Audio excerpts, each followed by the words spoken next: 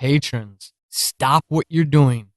Are you sure you want to listen to this version of the show? Remember, patrons, you have an alternate ending that you can listen to now. If you decided after episode 9 that Jared would meet with Roger Hauer, then you are listening to the wrong episode. Head over to patreon.com/pulsating to get the alternate ending that you chose for Jared. And stay tuned for information about the future of this show. Now, enjoy the exciting conclusion to Jared Strong's story. Subject Found is a series of found recordings from our extensive private collection. It contains some of the most mysterious and macabre files and recordings ever gathered, and we release them for your consideration. We do not validate their claims, but share them to allow you to make up your own mind about who we are and what our collective veritable truth actually is. Subject Found is a bi-weekly audio drama. Each episode is sequential, so if you haven't listened to the earlier episodes from this season, we encourage you to do so now so you don't miss anything. This is the season finale for season 1. Last episode, Jared and Maria found themselves at a crossroads in their marriage. Jared talked with a rattled park ranger near Whiskey Bend and found more evidence pointing towards a community of Sasquatch living in the area. Before he left, Jared received a request from a mysterious caller known only as Roger to meet and discuss the future of his investigation. The mystery, the intrigue, the adrenaline that really kind of fuels me into doing it.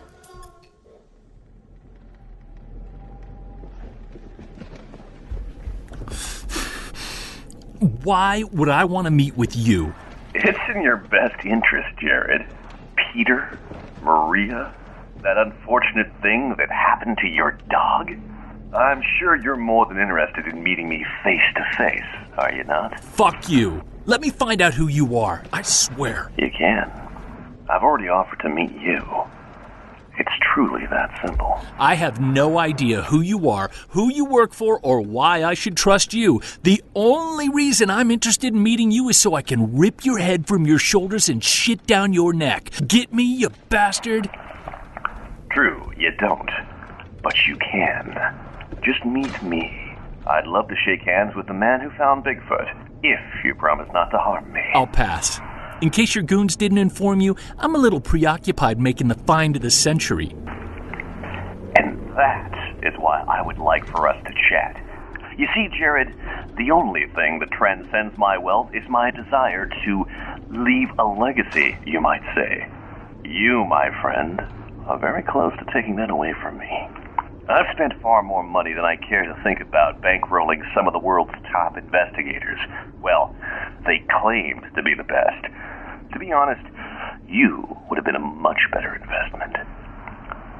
Money is wonderful. I wouldn't want to live my life any other way. But I'm at the point now where I don't have much of a need for money. At my age, I'm more enthralled with the idea of leaving an indelible mark on the world. Call me brash, but I'd like to have my name remembered as the man who found Bigfoot. I can make it worth your efforts. You've spent all those years scrimping and saving and barely holding on to your home. The extra hours Maria worked, all those things she gave up because you needed to go on just one more expedition. All the stress and worry of what you're going to do to make a living after this. All of it wiped away. You won't have to work again if you don't want to. Neither will she. I'm offering the chance for a very comfortable life. In exchange for my silence. You hand over your work and walk into a comfortable early retirement. Doesn't that sound better than another 1,000 nights sleeping on rocks and chasing a monster that might not even exist? You want to know what sounds better? Me kicking your ass if you ever think to harm me or anyone I love. If you send your goons my way, I can't promise I'll send them back to you. Are we clear? You're making a mistake, mister.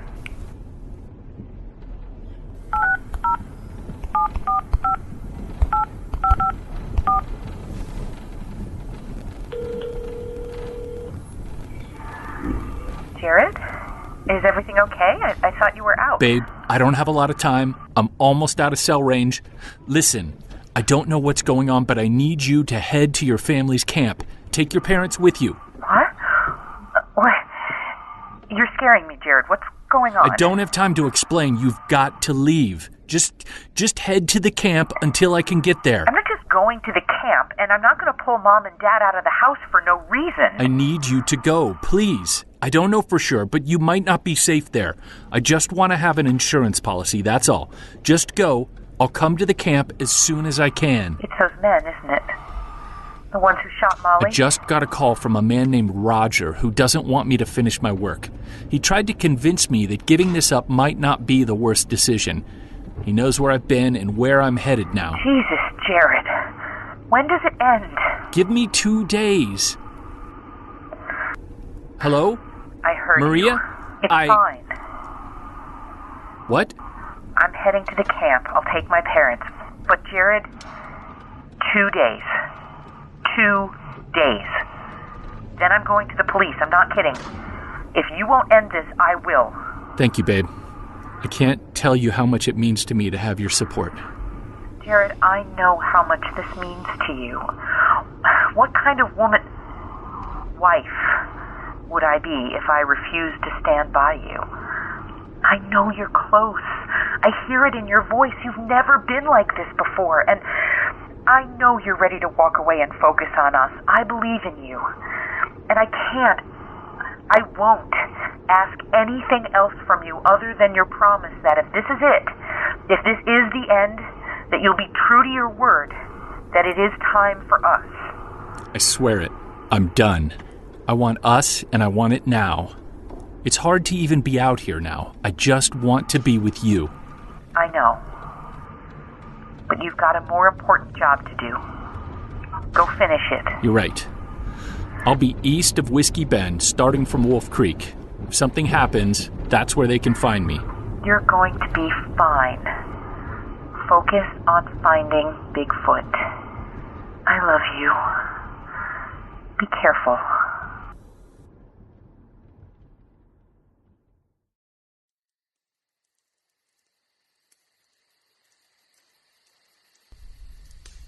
And with that, she was gone. Safe. What an amazing woman. I will make this up to her. It's the least she deserves. Now, it's time to finish the job. Using my previous expedition experience and 20 years of data I've collected, I think I found the location that gives me the best chance to find the Sasquatch. I'm a few miles east-northeast of Wolf Creek, which is a mile or so east of the trail at Whiskey Bend. I found a comfortable ridge the last time I was out here, and that's where I'm camping tonight. In the morning, I'll get up at sunrise and head out. I've got an area narrowed down, and I'm confident I'll find something tomorrow or the day after at the latest. Either way, this weekend is my last expedition. I've lost enough of my life to this damn creature.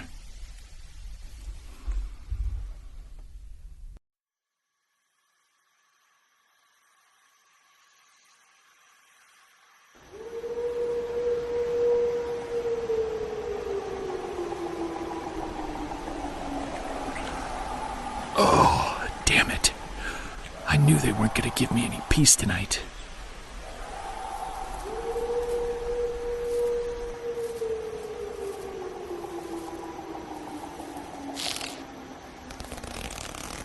They're coming. At least one of them is. Yep, there's the first rock. They're not happy about me being here. I didn't expect them to be. Another rock. Could be the same Sasquatch or a second one. I extinguished what was left of the fire before I went to sleep, so the camp is mostly dark. Though it's close enough to sunrise for the sky to start brightening, it won't be up for another hour or so. They won't be afraid to explore the camp if they want to. They know I'm here. Shit. There's at least one out there. I can hear him in the camp. Oh my God, he's big. Over 7 feet tall, easily. He's rooting around in thinky.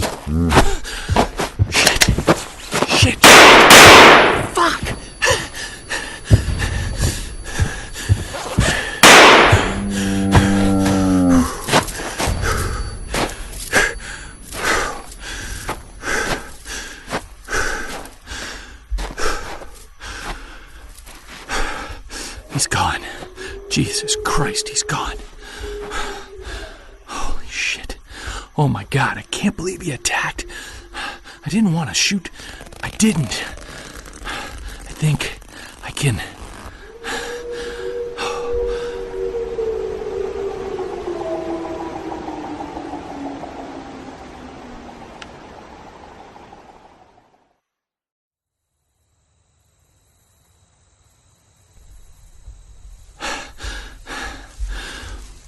I'm hiking toward Hurricane Ridge. It's a hell of an incline. I'm exhausted. Especially after what happened this morning. When my adrenaline crashed, so did my energy. Any other day I'd turn around and head out, but I'm so damn close. To give up now, I can't. I just can't.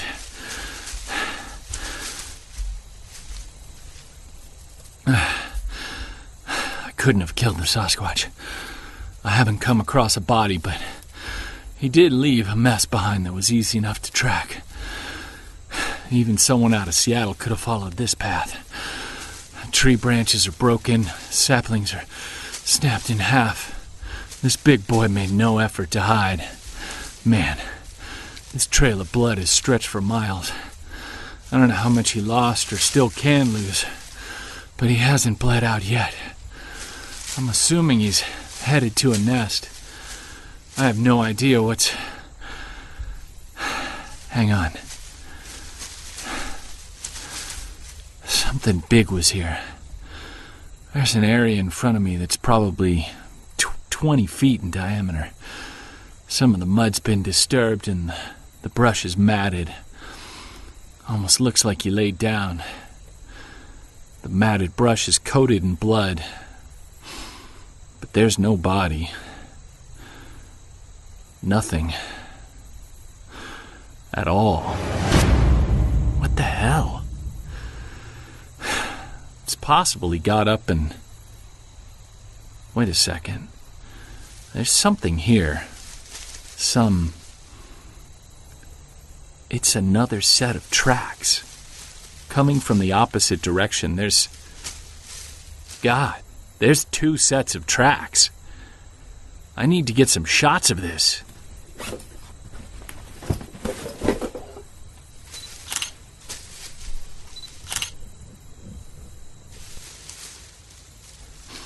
So there's at least 3 Sasquatch here. That makes sense. It's consistent with my last 2 expeditions. The tracks lead back uphill. 3 sets. But it looks like one, probably the one I've been following, is being dragged. His track is less distinct. Looks more like a foot being dragged. He's injured. Badly. Well, the world may finally get the corpse they've been clamoring for. Okay, here we go. Time to meet Bigfoot. I can't believe this. The marked tracks of the 3 Sasquatch I followed led to a nest. I'm about 100 yards away, but I can clearly see a small community. That's the only way I can describe it. It's under heavy tree coverage and surrounded by thick forest brush. There's a distinct area that's been matted down to bare earth, with 4 different nests built from tree branches. Each of them are about 5 foot high, with large openings facing downhill to the south. There are 2 deer carcasses off to the east side of this camp. Can I call it that? It's absolutely remarkable. I'm getting as many pictures as I can. But more remarkable is the...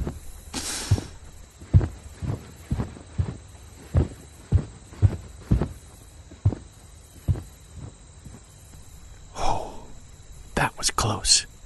Another Sasquatch just passed me, about 30 yards away. Massive creature. He's got to be over 8 feet tall. If I had to guess, over 700 pounds. 4 Sasquatch. The one I shot is lying on the ground close to the nests. 2 others are standing close to him. One keeps looking around as if it's searching for something, while the other is well, now it's kneeling next to the injured one, and it's stroking his arm. It's fascinating. It's like it's trying to comfort him. We know there are plenty of wild animals that display empathy, so it's not surprising that Sasquatch would as well. It's just... I wasn't expecting it, I guess. It's a beautiful thing to see. The fourth one has now joined the group. Looks agitated, swinging its arms around, and it's grunting and growling quickly, loudly. Whatever he's communicating to the others, he doesn't look happy about it. The one on the ground, it's heaving. Looks like it's struggling. Oh no. It's dying. This is hard to watch. I can't help but feel for that creature, the suffering it's enduring. I was just defending myself, but he's gone. I've killed Bigfoot. Somehow I imagined this would feel. They're moving the body. The big one hefted it onto his shoulders. It has to weigh 500 pounds, and he lifted it like a duffel bag. What are they doing? Are they... Shit! They're headed this way. I need to move.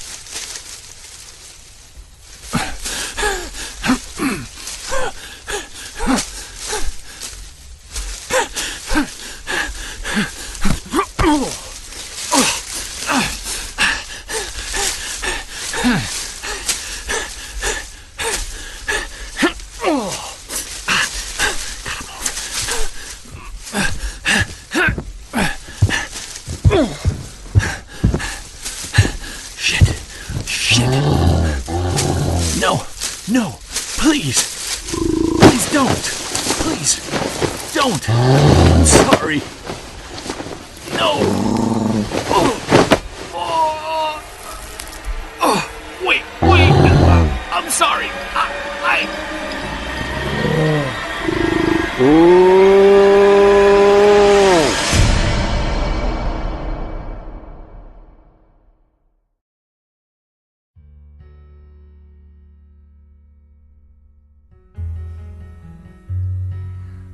I still can't believe it. Look at these pictures. Jared, you've done it. I'm so happy for you. Trust me, I can't believe it either. What was it like to walk away from them after being that close? Well, I didn't exactly walk away. I was threatened, growled at. The big one started beating its chest. It wasn't exactly a pleasant exchange, but it was more a matter of them letting me go than it was me walking away. They knew I wasn't a threat to them, but that didn't mean they wanted me around. I didn't belong. I'm just glad those monsters didn't hurt you. Well, that's the thing. They're not monsters. You should have seen the pain and sorrow they felt at losing one of their own. They were hurting, and they still didn't do anything to me when they easily could have. They could have killed me, and they let me go. I thought about it the entire hike back to the truck. What does that say about them? What do you mean? Those behaviors, that entire experience. Those Sasquatch showed an implausible value for life. How many humans would have been driven by rage or hatred or revenge in that same situation? Yet these animals weren't. It was so beautiful. They couldn't have known you were the one who shot. Don't you think you might be giving them a little too much credit? Maybe, maybe not. But that doesn't change the fact that in the middle of their pain, they were threatened by an outsider. And they responded with understanding and patience and compassion for life, even when they didn't have to. I think there's something to be learned from that. I get that. Come here.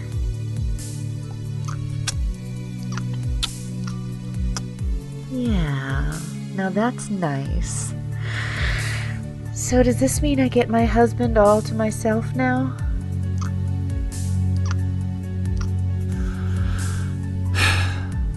You better believe it. Want to take bets on how long it'll be before you get sick of me?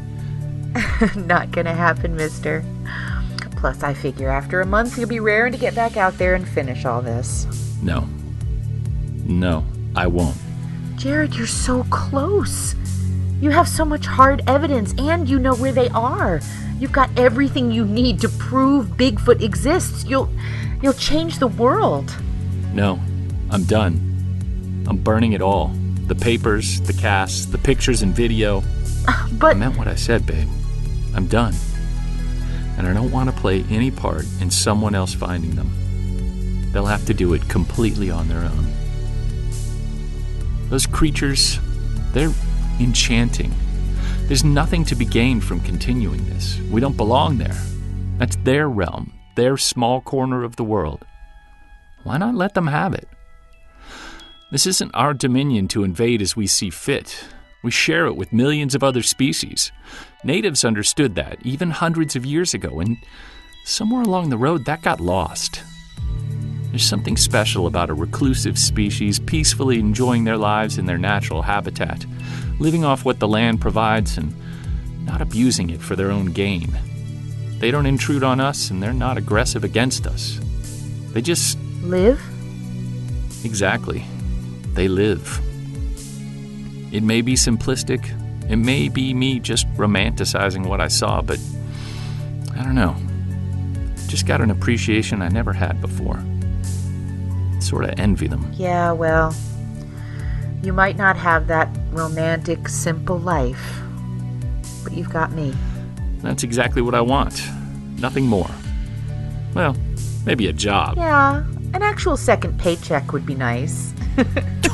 Oh, we got jokes, do we? Come here. Come here. I am not letting you go again. No way. No, stop. No way. You are. Oh, it's good to see that smile again. It's been a long time. Yeah, it has. I can't believe it's all over. Well, almost. What do you mean, almost? There's just one more thing I've got to do. But you said... Just a quick phone call, babe. Nothing more. Promise? I promise.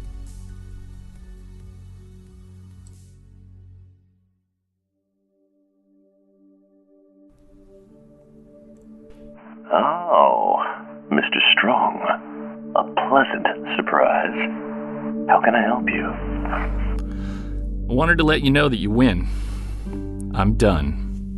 What do you mean? Are you giving up? Yeah. You've made me a very happy man, Mr. Strong. Yeah, well. Anyways, it's all yours. Wait! Don't hang up. Don't you want to talk about our arrangement? Aren't you looking forward to living a comfortable life? There's no arrangement. But I thought you just said... There's nothing to hand over to you that you don't already have, and I'm pretty sure you're not the type of man who pays people for nothing. I've got nothing to give you, so I don't expect anything from you. Mr. Strong, come now. Part of the deal was that you were to hand over information that we didn't already have. You're not reneging on the deal now, are you? See, that's the thing. There's nothing to give you because there's nothing there. I've spent the last 25 years of my life chasing legends. A little bit of unsolicited advice? You'd do well to invest your money somewhere else. What are you saying? I'm saying Bigfoot doesn't exist. All right, fans of Subject Found, of Bigfoot, of Jared Strong, of Maria Strong, of everybody involved in this first season of Subject Found. I want to thank you very, very, very much for all of your support and love this year. Almost a year now that I've been working on this first season. Subject Found is a pulsating production in association with Baitcrafter Studios. This episode was written by Paul Sading and edited by Paul Sading and Ed Champion. It was produced by Brian Bristol. Jared Strong is John McClane, who you can find more of his stuff and how to contact him to have him on your show over at jmacvo.com. That's jmacvo.com, or at dogandponystudios.net. Maria Strong is the wonderful Heather Auden. And lastly, Roger Hauer is played meticulously by Edward Champion of edrantz.com. I want to thank you for listening to the season finale and the first season of Subject Found. I would like to take a moment to thank all of the absolutely wonderful voice actors who were part of this inaugural journey with me. This could not have happened without them. First off, of course, John McClane, a stranger to me, now someone I consider a friend, the owner of Dog and Pony Show out in Las Vegas, new to voice acting, but his production skills are top-notch. Go check John out, jmacvo.com or dogandponystudios.net, and see if you can't work with John on something in the future. Wonderful, wonderful guy. You will be hearing more of him in the future as we go. Of course, no show of mine can be complete without Heather Auden in it. She is absolutely wonderful. She always is. She can do so many different things. This season with Maria Strong, you're going to hear from her in season 2 of this show on a much different level. Over on Diary of a Madman, she plays the victim that the madman is stalking in season 1, and wait till you hear what she does in that season finale. And of course, over on Atheist Apocalypse, she can go from all this horror and paranormal stuff to being the straight person in a comedic satire. She's just absolutely wonderful, wonderfully skilled. And it's always a pleasure to work with her. Likewise, the other folks in this show who played more of the supporting roles. I just mentioned Edward Champion. He's got incredible skills. He's an incredibly intelligent writer, author, and actor himself, and producer. I've heard some of his upcoming work. You're going to want to keep your ear to the grindstone in terms of what Ed has coming down the road. The Gray Area over at grayareapod.com. Check that out, earmark it, bookmark it, and wait till you see what he's got coming. Pete Lutz, of course, of Narada Radio over on naradaradio.libsyn.com. Very talented, works incredibly hard on so many things in audio drama that you'll be able to enjoy a wide berth of things that he does. Sean Henniger, met him through a casting call. Wonderful guy. Funny as can be. Check out his show, Language of Bromance, languageofbromance.com. It's a pop culture show. Him and his partner are incredibly funny. Make sure you check them out. Of course, Rebecca Thomas. She only got one episode in this season. Her and I just happened to meet through this, and I met her later in the casting process. I've got some things planned for her in the future. Very talented, incredible voice, and incredible talent. So you hear her here, you'll have already heard her in the first season of Diary of a Madman. And like I said, I've got some other things I want to work with Rebecca on, so you'll be seeing more of her in the future. You can go see what she's all about over at facebook.com/Rebecca Thomas VO. Michael Kennedy played Peter for us this year, and I was lucky to grab him. He's a professional voiceover person, and came on it and wanted to try his hand in audio drama, and I was so pleased to be able to share that experience with him, his first audio drama experience. You can find him over at IamYourVoiceover.com. A great guy, a wrestling geek like me. The only thing I have against him is he doesn't like soccer, but hey, we all can't be perfect. So, Steve Bateman and Dave Curry. You all know them from Atheist Apocalypse. They've been part of that show for a very, very long time now. Two very funny people. Steve does a lot of other types of shows, movie review shows, comedy shows, discussion, talk radio type shows. Check out his stuff over at pantspending.com. He will also be joining the audio drama family in, hopefully the next year. So we'll be keeping an eye out for him. And David Curry Goes back to Atheist Apocalypse with me, and even further than that, we had some other shows that we knew each other from. Great guy, wonderful person. Used to do Prophet Cast and This Atheist Life and Atheist Analysis.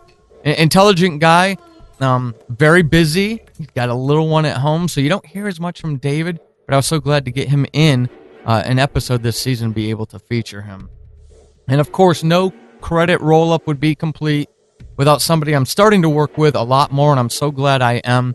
Sarah Golding came in. She got to do one role in this season.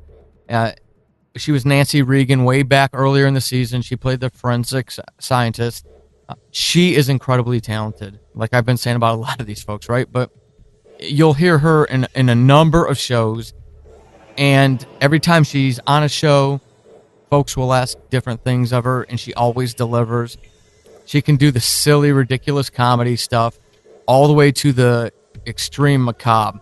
And you heard her here. You heard her in episode 20 of Diary of a Madman playing the mother to Kelsey in the phone conversation. And you will hear more of her in the future. She will be much more prominent in the second season of Subject Found.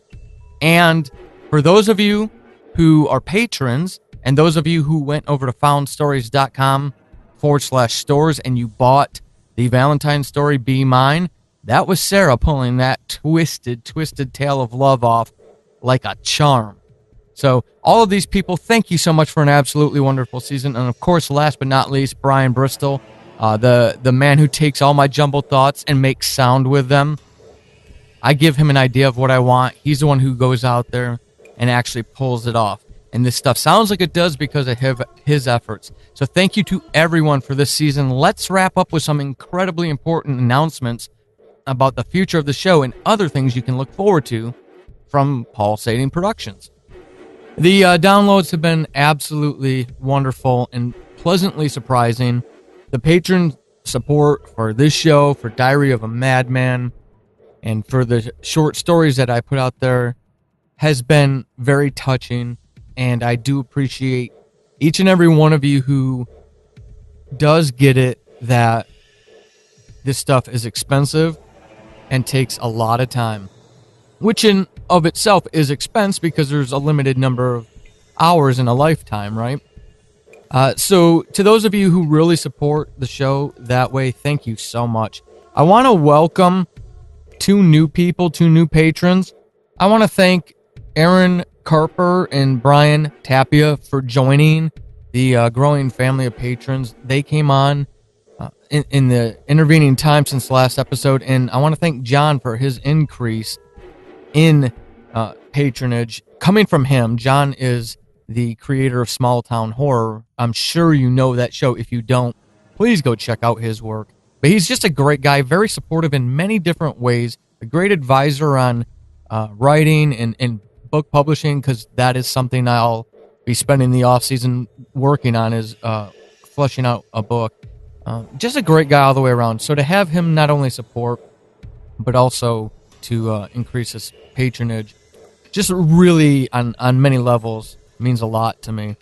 So thank you to those of you who do. In the off season of this show, and in a couple weeks when Diary of a Madman goes into its off season, those patrons are still there supporting because they understand that I'm still working.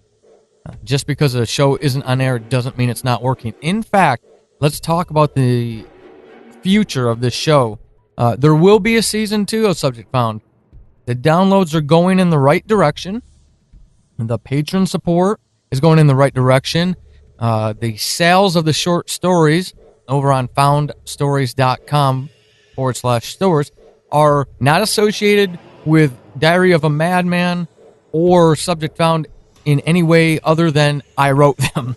But those are encouraging. So everything's going in the right direction, and encouraged me to bring back a second season. Having said that, this season I started working on in April of 2016. So yeah, it takes that long to write, edit, rewrite, edit again. All the logistical stuff that goes with finding a cast and getting the cast recorded and produced and published. It's a huge effort. It takes a lot of work to do this. So the second season of Subject Found, I wrote this past autumn. So, through September, October, November timeframe. And have been editing on and off until last week, so February of 2017. It's a brand new monster, a brand new story, brand new characters, brand new location. Okay, so if you're just tuning in now and you're like, hey, that wasn't a bad finale, let me check out the rest of season 1, but you're not sure because you're not a Bigfoot geek, please understand, I do seasonal anthologies with the show. Each season will be a completely different standalone story. So that goes with next season. It has finished its beta read, and I have wonderful beta readers who I will be crediting next season. I found some things that needed to be worked and reworked. I had to, make some serious adjustments. But overall, the feedback is exactly what I was hoping for. So I'm very encouraged and excited to start working on that season. Most of the characters are already cast, and those who are cast already have their season scripts, and they are reviewing that as we speak, going through before we start rehearsals and recording. So the show is well on its way to its second season. Now, this will take a couple months to pull off, not only because of the actors having their own demands that they have to, we all have millions of things going on. Brian, my producer, is also busy with his show, and he's producing Atheist Apocalypse. So there's a lot of bottlenecking, if you will, that happens. So keep checking in with the feed. Don't unsubscribe. There will be teasers that will be coming up that you'll start hearing the story. Follow the show on Twitter at FoundTapesPod. Check in or just follow in once in a while on Facebook, facebook.com/FoundTapesPodcast. The show is on Tumblr as well, or you could just follow any of my feeds. You'll see information out there as it comes along. So it's coming back. And it comes back because of wonderful people like my patrons that I mentioned, my 2 new patrons, all the folks who have been around from the very beginning and who have stayed, and a number of them have increased their patronage. To everyone who does a very important thing, and that is leaving iTunes ratings and reviews, or on Stitcher. For those who do, thank you so much. I finally broke the Canada spell, if you can call it that. The barrier has been broken through, and RoboViva, RoboViva. Anyways, you know who you are, RoboViva. I'm never going to be able to say that. Said that this show is a nice change from zombies and post-apocalyptic thrillers.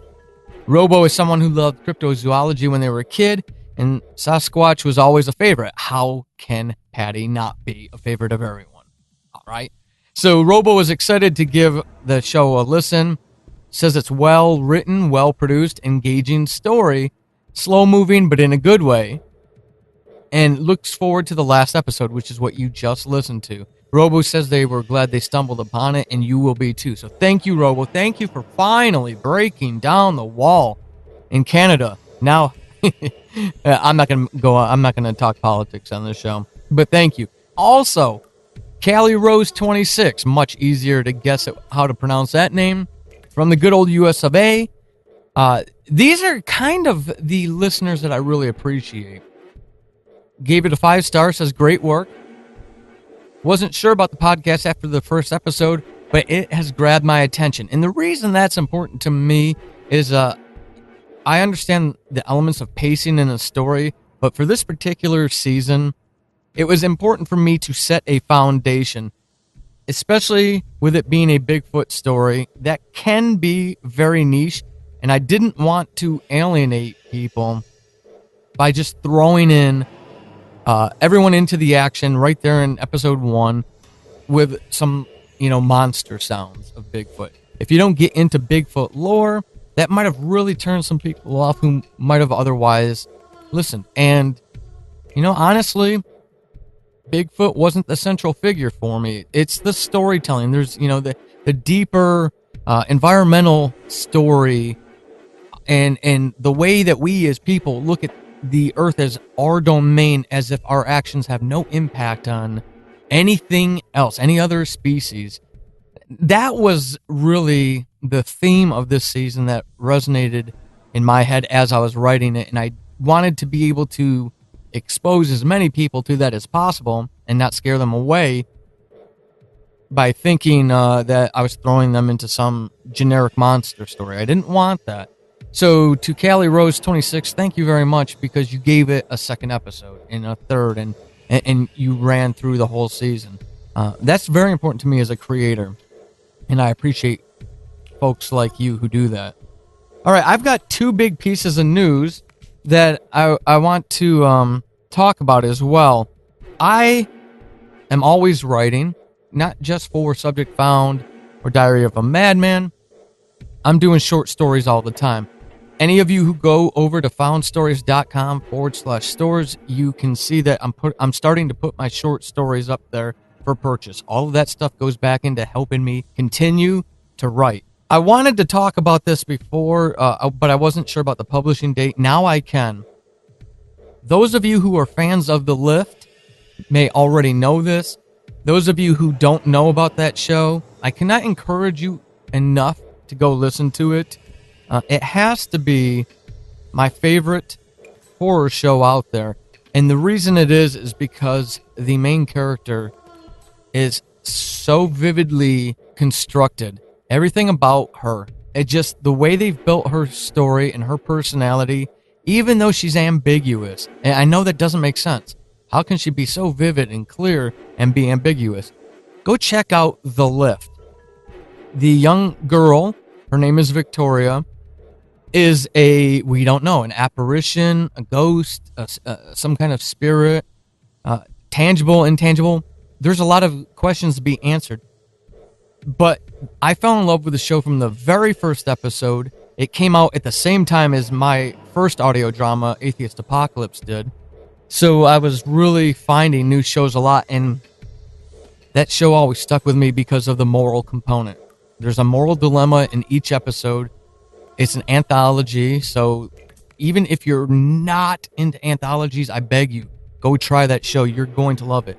Anyways, I had the honor, in the spring of 2016, I approached Daniel Foytek, the creator of the show, and I said, I've got a story I want to tell. It needs to be told through Victoria.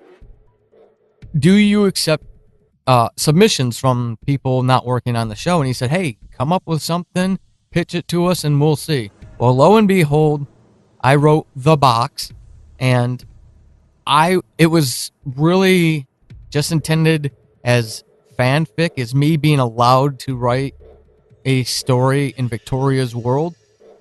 And I was absolutely humbled when I found out from Cindy and Daniel later on that they were going to accept it and it was going to be part of season 2. To have Victoria tell your story, just amazing. I'm still geeking out, and it's been out for 2 weeks now.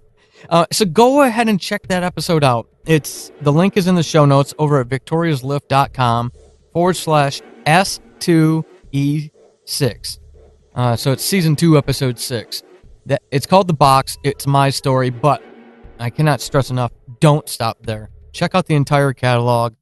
It's a wonderful show, and it's one of the shows that continues to captivate me episode in and episode out. I want to thank Daniel and Cindy for allowing me to be part of Victoria's story. It's what an honor. All right.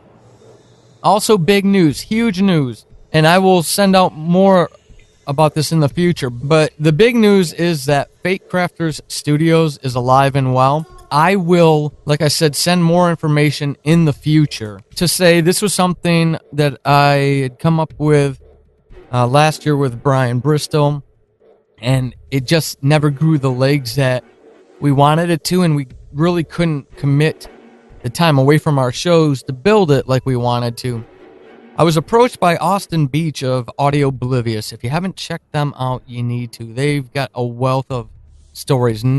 Their big feature is a comedy. It's a little edgier, little maybe more raunchy, in a subtle way though, but it's a lot of fun. It's called Winnebago Warrior, but there's so much more coming from them, to include a fantasy show, which I cannot wait for. But anyways, he approached me and asked if I would be willing to start a network with him. And I proposed to him, maybe we could use something that's already built and dormant in Fate Crafters, and he agreed.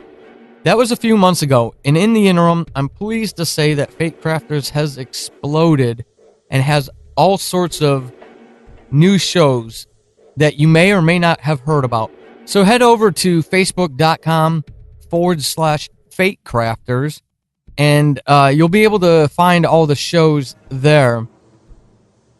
We're just starting out. We're trying to build up as quickly as we can, but everybody's a busy person. But I'm very excited about the possibilities that will come out of the show. Audio Oblivious Productions is one of the shows involved, as are all of mine. So Subject Found, Diary of a Madman, and Atheist Apocalypse. Also, The Tunnels, I'm sure you horror fans are well aware of that show, is part of it. White Noise is a audio drama blogger and writer, but future writer to be joining the audio drama family. So he's part of it. Pete Lutz at Pulpery Theater is also involved, as is Steve Blizen, that you may know off the Drift and Ramble podcast, as part of it. Another show that we're incredibly honored and excited to have in the network is Spine's podcast. Absolute huge fan of that show. And last but not least, I wasn't sure if they were going to fall for my subtle seduction or not, but Rex Riveter is part of the network as well. And some of you who follow me on Twitter know this. I don't necessarily have the appreciation for old-timey radio, and I'm not saying they are.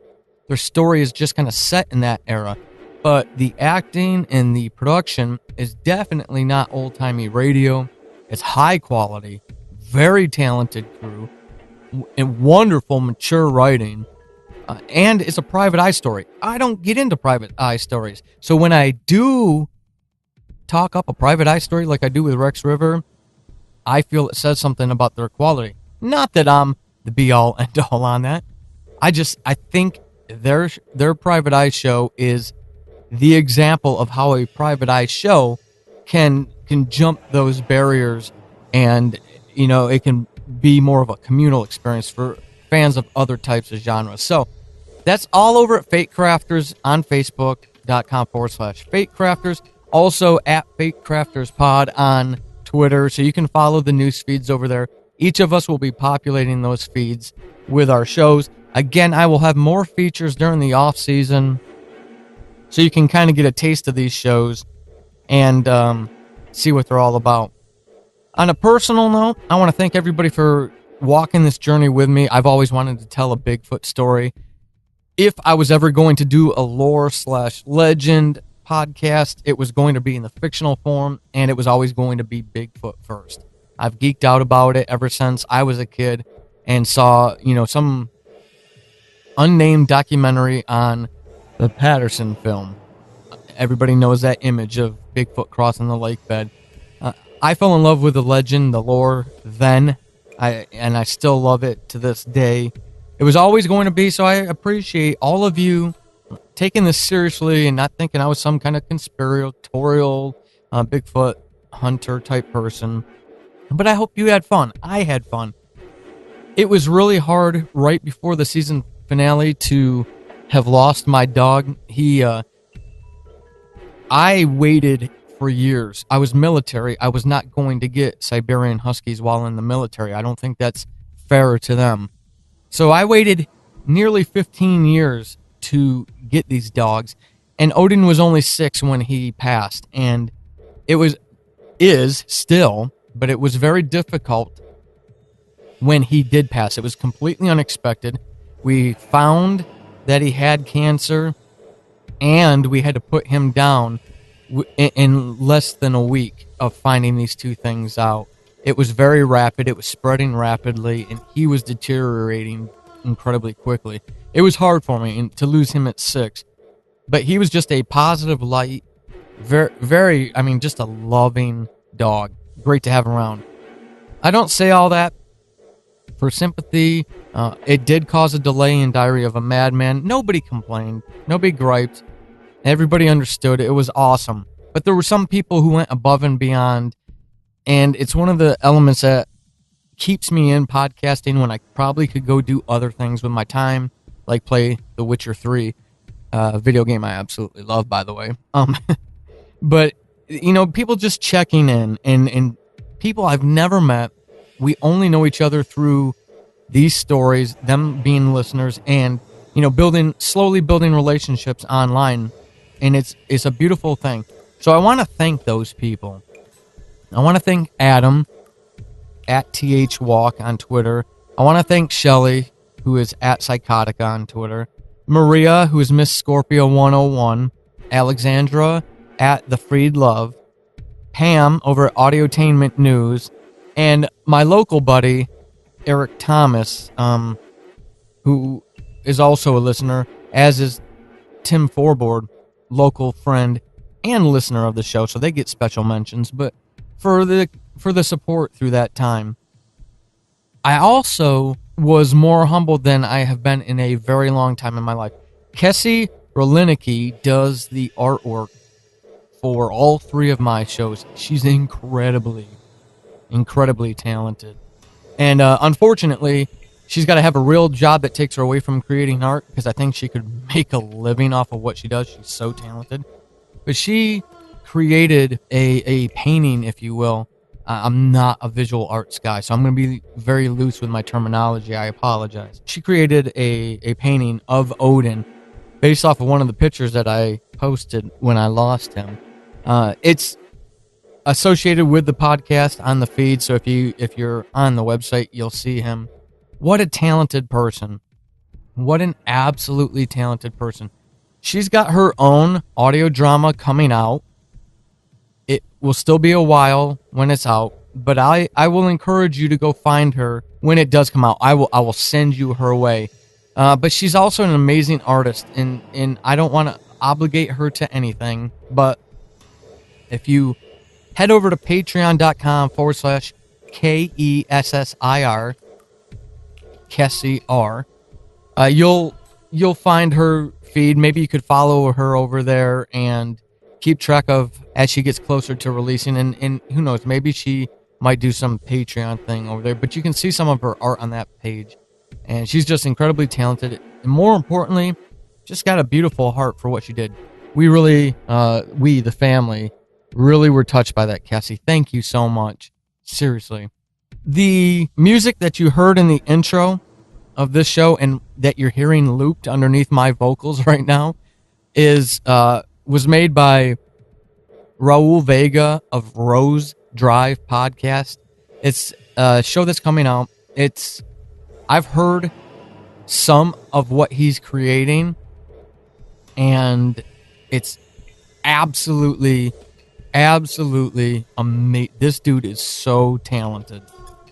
Wait till if you listen to podcasts with headphones on, he's gonna create headaches for people like me because he is so talented. He's going to take the bar up another notch of what is possible in audio drama. So, when he does come around, when Rose Drive does come out, I will, of course, try to push it as much as I can, but at the same time, go find him on all the social medias, because it's a talented crew. You will not be disappointed. And just as a teaser, Raul and I may be in the process of creating some more horrific fun for you. Just saying. What does that mean? I don't know. To everyone who has downloaded and listened and put up ratings, and especially to those patrons, and anyone who's retweeted or just told their friends to go listen to it. Thank you so much for your support. This first season far exceeded anything I'd hoped for the show. So to have you all support it like you did really means the world to me. I'm excited to bring you season 2. Even though the feed may be quiet, that doesn't mean that we went away. We are here. We are working hard to get you that second season. Don't go anywhere. I will post updates once in a while. I don't know how frequently. It will depend on how that project is going. But I will not leave you in the dark. Thank you for an amazing season 1. And until season 2, remember, all that is lost must be found.